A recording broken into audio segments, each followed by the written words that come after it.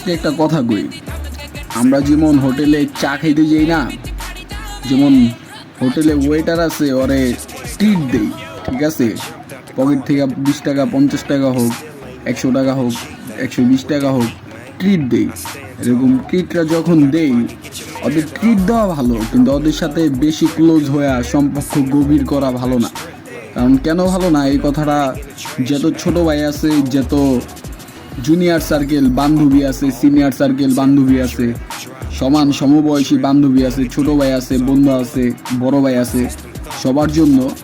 কারণ আমরা যেসব নামি দামি হোটেলে চা খেতে যাই, এইসব হোটেলে যাবা ফ্রেন্ড সার্কেল একসাথে, ফ্যামিলির সাথে একসাথে যাবা, একা যেবা না। কারণ ওইসব রাস্তায় একা গেলে কিন্তু আসা যায় না।